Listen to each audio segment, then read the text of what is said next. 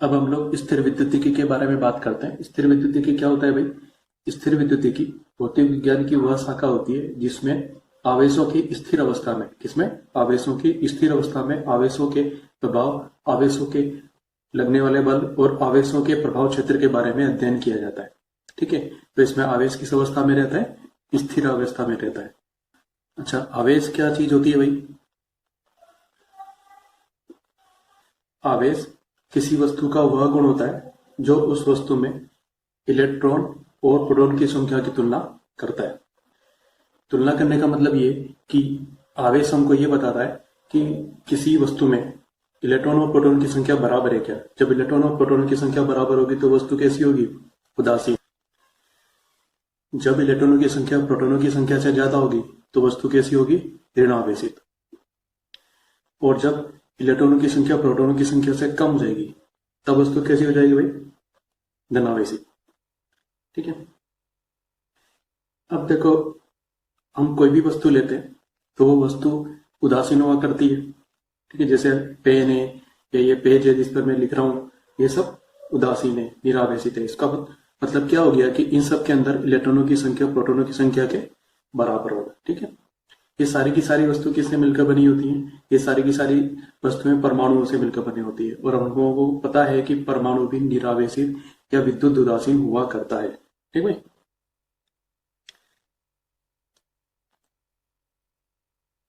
वस्तुएं कैसी हैं भाई? निरावेशित। वस्तु किससे मिलकर बनी होती है? परमाणु से। और परमाणु भी निरावेशित है। कारण मैंने बता दिया है, इलेक्ट्रॉनों की संख्या प्रोटॉनों की संख्या के बराबर होती है। अब हम लोग परमाणु पर आ जाते हैं और कुछ चीजें जो हम लोगों को पहले से पता है उनको हम लोग वापस से याद करते हैं और आगे काम में लेते हैं। परमाणु उदासीन था। ठीक है, परमाणु में क्या क्या होता है भाई? परमाणु में नाभिक होता है और नाभिक के चारों ओर इलेक्ट्रॉन चक्कर लगा रहे होते हैं। इलेक्ट्रॉनों को हम लोग ई से लिखते हैं और उसके ऊपर माइनस चिन्ह लगा देते हैं क्योंकि इलेक्ट्रॉनों का आवेश ऋण आवेश होता है, इसलिए तो मैं यहां लिख देता हूं कि इलेक्ट्रॉन ऋणावेशित होते हैं। ठीक है, नाभिक पर कैसा आवेश होता है जरा याद करो। नाभिक पर धनावेश हुआ करता है। क्यों? क्योंकि नाभिक के अंदर प्रोटॉन नाम के कण होते हैं और प्रोटॉनों पर भी धनावेश होता है, इसलिए। ठीक है, तो नाभिक में प्रोटॉन है इसलिए वो धनावेशित है। प्रोटॉन भी धनावेशित होता है। प्रोटॉन के अलावा नाभिक में क्या होता है? प्रोटॉन के अलावा नाभिक में न्यूट्रॉन होते हैं और न्यूट्रॉन पर कोई आवेश नहीं होता, इन पर शून्य आवेश होता है। ये बात समझ में? अब देखो कि इलेक्ट्रॉन पर जो आवेश का मान होता है वो कितना होता है। इलेक्ट्रॉन पर आवेश का मान होता है माइनस का 1.6 इंटू 10 की घात माइनस का 19 कूलम। ठीक है, माइनस चिन्ह इसलिए लगा है क्योंकि इलेक्ट्रॉन पर ऋण आवेश होता है। प्रोटॉन पर कितना आवेश होता है बताओ जरा? प्रोटॉन पर भी इतना ही आवेश होता है, 1.6 इंटू 10 की घात माइनस का 19 कूलम। लेकिन अभी आवेश कैसा होता है? धनात्मक होता है। ठीक है, दोनों के परिमाण बराबर होते हैं, दोनों के मान बराबर, हमें ये ध्यान रखना है। अब क्या हो रहा है कि परमाणु के अंदर प्रोटॉनों की संख्या इलेक्ट्रॉनों की संख्या के बराबर है। अब ये दोनों बराबर हैं तो इसका मतलब है कि कुल धनावेश का मान कुल ऋणावेश के मान के बराबर होना चाहिए। ठीक है, अब ये जो कुल धनावेश है ये इस कुल ऋणावेश को कैंसिल कर देता है, या जब हम इनको जोड़ते हैं तो इसका परिणामी कितना आता है? 0 आता है। इसलिए परमाणु विद्युत उदासीन होता है। अब हम एक और जाना पहचाना सा उदाहरण लेते हैं जो हम लोग पहले कई बार पढ़ चुके हैं। NaCl तो हम लोग जानते ही है ना, सोडियम क्लोराइड। सोडियम क्लोराइड विद्युत रूप से उदासीन है या नहीं? हाँ है। लेकिन अब हम लोग ये भी जानते हैं कि सोडियम क्लोराइड किनसे मिलकर बना होता है? सोडियम क्लोराइड Na पॉजिटिव और Cl नेगेटिव से मिलकर बना होता है। ठीक, तो अब हम लोगों को कोई पूछे कि कोई वस्तु विद्युत रूप से उदासीन है तो क्या उसके अंदर आवेश है? हाँ भी उसके अंदर आवेश है। ये देखो ना, यहाँ पर NaCl खुद विद्युत रूप से उदासीन था लेकिन इसके अंदर आवेश है Na पॉजिटिव के रूप में और Cl नेगेटिव के रूप में। ठीक है, अब देखो Na पॉजिटिव किससे बना होता है? Na से, और Cl नेगेटिव किससे बना होता है? Cl से। Na का मतलब सोडियम परमाणु, Cl का मतलब क्लोरीन परमाणु। ठीक है, अब ये सोडियम परमाणु भी तो विद्युत रूप से उदासीन होता है, क्लोरीन परमाणु भी तो विद्युत रूप से उदासीन होता है, अभी तो थोड़ी देर पहले पढ़ा था हमने। अब ये बताओ कि सोडियम परमाणु विद्युत रूप से उदासीन है, तो क्या इसके अंदर कोई आवेश है? हाँ है। देखो नाभिक में आवेश है, धनावेश, इलेक्ट्रॉन पर आवेश है, ऋणावेश। नाभिक में प्रोटॉन होते हैं, प्रोटॉन पर धनावेश होता है। आवेश तो इन दोनों में है, आवेश तो सोडियम और क्लोरीन दोनों के अंदर होता है, लेकिन ये आवेश इस तरीके से होते हैं कि प्रोटॉनों की संख्या इलेक्ट्रॉन की संख्या के बराबर हो आते हैं, इसलिए खुद धनावेश और ऋणावेश बराबर हो आता है। तो ये दोनों अलग अलग विद्युत रूप से उदासीन होता है। लेकिन जब NaCl बनने वाली प्रक्रिया होती है तब क्या होता है कि सोडियम अपना एक इलेक्ट्रॉन निकाल देता है, और एक इलेक्ट्रॉन निकालने के कारण से इलेक्ट्रॉनों की संख्या कैसी हो गई भाई? कम हो गई। अब प्रोटॉन थोड़े ना निकले, इलेक्ट्रॉन ही निकले, तो इलेक्ट्रॉनों की संख्या कम होने से प्रोटॉनों की संख्या बढ़ जाती है।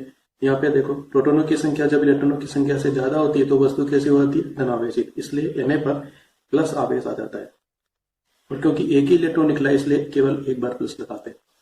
पर ये इलेक्ट्रॉन कौन ले लेता है भाई? ये इलेक्ट्रॉन Cl ले लेता है। ठीक है, अब जब Cl ने इलेक्ट्रॉन ले लिया तो इलेक्ट्रॉनों की संख्या बढ़ गई। जब इलेक्ट्रॉनों की संख्या प्रोटॉनों की संख्या से ज्यादा हो जाती है तो वस्तु कैसी हो जाती है? ऋणावेशित होती है। इसलिए क्लोरीन कैसा होता है? ऋणावेशित। और क्योंकि एक ही इलेक्ट्रॉन लिया इसलिए उसके ऊपर एक ही माइनस चिन्ह हम लोग लगाते हैं। इस तरह से हम लोगों को यहाँ पर सोडियम धनायन और क्लोरीन ऋणायन मिलता है। अब देखो हम लोगों को धनायन प्राप्त हुआ, हम लोगों को ऋणायन प्राप्त हुआ, किसके कारण से प्राप्त हुआ? इलेक्ट्रॉनों के निकलने के कारण से और इलेक्ट्रॉनों के मिलने के कारण से। इसका मतलब हम लोग यहाँ पर ये सीखते हैं कि कोई भी वस्तु या कोई भी परमाणु आवेशित तब होगा जब उसमें से इलेक्ट्रॉन निकलेंगे या उसमें इलेक्ट्रॉन आकर जुड़ेंगे, तब वो वस्तु या परमाणु धनावेशित या ऋणावेशित होंगे। ठीक है, अब हम लोग परमाणु के बारे में थोड़ी और बात कर लेते हैं। मैंने यहाँ पे एक चित्र बनाया है जिसमें नाभिक है, नाभिक में 2 प्रोटॉन और 2 न्यूट्रॉन मैंने दिखा रखे हैं, और नाभिक के बाहर ये 3 कक्षक हैं, या बोल दो 3 ऊर्जा स्तर है जिनमें ये इलेक्ट्रॉन चक्कर लगा रहे हैं। ठीक है, अब हम लोगों को पता है कि नाभिक इलेक्ट्रॉनों को अपनी ओर आकर्षित करता है। ये जो इलेक्ट्रॉन है आपस में प्रतिकर्षण बल लगा रहे होते हैं। ये इलेक्ट्रॉन इसलिए इलेक्ट्रॉन को प्रतिकर्षित करेगा, ये इसको भी करेगा, इस तरीके से। और नाभिक के अंदर ये जो प्रोटॉन होता है ना, इन प्रोटॉनों के बीच में भी प्रतिकर्षण बल लग रहा होता है। अब देखो नाभिक पर कैसा आवेश होता है? धनावेश, और इलेक्ट्रॉन पर होता है ऋणावेश। इन दोनों इलेक्ट्रॉनों पर कैसा आवेश है? ऋणावेश और ऋणावेश। प्रोटॉनों पर कैसा आवेश है? धनावेश और धनावेश। अब यहां से एक चीज हम लोगों को पता चलती है कि धनावेश ऋणावेश को आकर्षित करता है। ठीक है, आई बात समझ में? तो धनावेश ऋणावेश को आकर्षित कर रहा है। ये बात समझ में? अब इन दोनों को देखो जरा, इसमें ऋणावेश ऋणावेश को क्या कर रहा है? प्रतिकर्षित कर रहा है। धनावेश धनावेश को क्या कर रहा है? प्रतिकर्षित कर रहा है। ऋणावेश ऋणावेश और धनावेश धनावेश आपस में क्या करते हैं भाई? प्रतिकर्षित करते हैं। ठीक है, अब इनको हम लोग दोबारा पढ़ते हैं। यहां पर हम लोग ये बोलते हैं कि विपरीत प्रकृति के आवेश, तो ये प्लस है और दूसरा माइनस है, तो ये विपरीत प्रकृति हो गए। तो विपरीत प्रकृति के आवेश एक दूसरे को क्या करते हैं? आकर्षित करते हैं। ठीक है, और माइनस माइनस कैसे हो गए? एक जैसे। प्लस प्लस कैसे हो गए? एक जैसे। इसका मतलब समान प्रकृति के आवेश एक दूसरे को प्रतिकर्षित करते हैं। हमारे पास में कोई परमाणु है, उस परमाणु का नाम A है। यह भी उदासीन है क्योंकि इसमें इलेक्ट्रॉनों की संख्या प्रोटॉनों की संख्या के बराबर है। जब मैं इसमें से एक इलेक्ट्रॉन बाहर निकाल लूंगा तो A कैसा हो जाएगा? धनावेशित। और मैं इसको कैसे दिखाऊंगा? A के ऊपर एक प्लस लगा के दिखाऊंगा। ठीक है, ये बात समझ में? इसकी जगह पर मैं यदि 2 इलेक्ट्रॉन निकाल लेता तो भी A धनावेशित होता और उस पर आवेश कितना आता? 2 बार प्लस आ जाता। 3 निकाल लेता हूं तो भाई 3 इलेक्ट्रॉन बाहर निकाल लिए हैं तो भी वस्तु धनावेशित होगी और 3 बार प्लस का साइन लिख देंगे हम लोग। अब इसको तो हम लोग ऐसे ही लिखे देते हैं, इसको हम लोग इस तरीके से लिखा हुआ देखते हैं A2 प्लस, और इसको लिखा हुआ देखते हैं A3 प्लस। ये बात समझ में? ठीक है, अब बोलने में हम लोग ये बोलेंगे कि ये जो A है इस पर कितना आवेश है, इस पर 1 इलेक्ट्रॉन के बराबर, इस पर 1 इलेक्ट्रॉन के बराबर धनावेश है। कैसा आवेश है, धनावेश। इस पर कितना आवेश है, इस पर 2 इलेक्ट्रॉन के बराबर, क्योंकि 2 इलेक्ट्रॉन निकाले थे, और वो कैसा आवेश है, वो भी धनावेश है। और इस पर हमने 3 इलेक्ट्रॉन निकाले थे, तो इस पर कैसा आवेश है, 3 इलेक्ट्रॉनों के बराबर आवेश है, और वो भी कैसा है, धनावेश है। अब देखो गौर करने वाली बात यह है कि हम लोग इलेक्ट्रॉनों को तोड़कर बाहर नहीं निकाल सकते, हम इलेक्ट्रॉनों को एक एक करके बाहर निकाल सकते हैं। 1 इलेक्ट्रॉन निकाला, 2 इलेक्ट्रॉन निकाला, 3 इलेक्ट्रॉन निकाला, हम लोग आधा इलेक्ट्रॉन बाहर नहीं निकाल सकते, हम लोग 1.5 इलेक्ट्रॉन बाहर नहीं निकाल सकते। इसका मतलब है कि हम लोग ये नहीं बोल सकते कि ए में से हमने आधा इलेक्ट्रॉन बाहर निकाल दिया और उस पर आवेश कितना आ गया, 1/2 ई। ऐसा नहीं बोल सकते ना, ऐसा नहीं हो सकता। ये बात समझ में?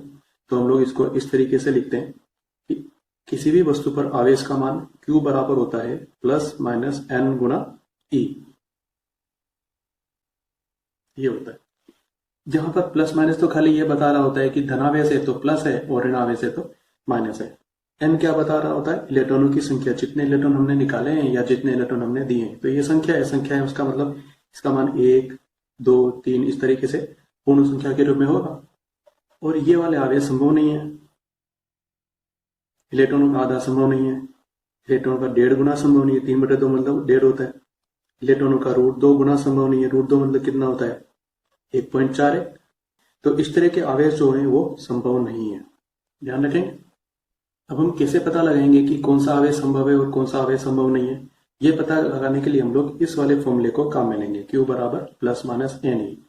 जैसे एग्जाम्पल के तौर पर मान लो कोई आवेश है Q और उसका मान है 2.4 गुना 10 की घात -19 कूलम, ठीक है। अब ये 10 की घात -19 लिखा हुआ है, तो इससे ऐसा महसूस होता है कि यह आवेश संभव होगा, है ना। क्यों? क्योंकि इलेक्ट्रॉन का आवेश हमको पता है, इलेक्ट्रॉन का आवेश होता है 1.6 गुना 10 की घात -19 कूलम। इसमें भी 10 की घात -19 आ रहा है, इसमें भी आ रहा है, 1.6 इसमें भी लिखा हुआ है, 2.4 इसमें लिखा है, ठीक है। तो इसको देखते हुए हम लोग सोचते हैं कि आवेश संभव होगा, लेकिन ये है या नहीं है, ये पता करने के लिए हम लोगों को Q बराबर ±NE को काम में लेना पड़ेगा। प्लस माइनस हम लोग भूल जाते हैं क्योंकि हम लोगों को ये पता नहीं है कि इलेक्ट्रॉन निकाले गए या इलेक्ट्रॉन दिए गए, ठीक है। तो हम लोग प्लस माइनस को छोड़ देते हैं और इसी फॉर्मूले को काम में लेते हैं। Q बराबर NE, यहां से हम लोग N लिखते हैं, N बराबर कितना आएगा, Q/E, या E इसके नीचे क्रॉस मल्टीप्लाई हो जाएगा। अब यहां पर हम लोग Q और E का मान रखते हैं, 2.4 गुना 10 की घात -19, और E का मान रख दिया 1.6 गुना 10 की घात -19। तो ये दोनों तो कट गए, 2.4 में 1.6 का भाग लगाओगे तो ये कितना आएगा, 1.5। अब 1.5 तो इलेक्ट्रॉन संभव नहीं है ना भाई। यहाँ पे हम लोगों ने थोड़ी देर पहले ही बात की थी कि 3/2 इलेक्ट्रॉन निकाले नहीं जा सकते, इसका मतलब 1.5 इलेक्ट्रॉन भी नहीं हो सकता है। इसका मतलब ये आवेश लिख तो दिया है हम लोगों ने, लेकिन ये संभव नहीं है। तो ये आवेश संभव नहीं है। तो कोई आवेश संभव है या नहीं, ये पता करने के लिए हम लोग Q बराबर NE से N निकालेंगे। यदि N का मान 1, 2, 3, 4 आता है, गिनती में आता है, तो हम लोग बोल देंगे कि वो आवेश संभव है, नहीं तो वो आवेश संभव नहीं है।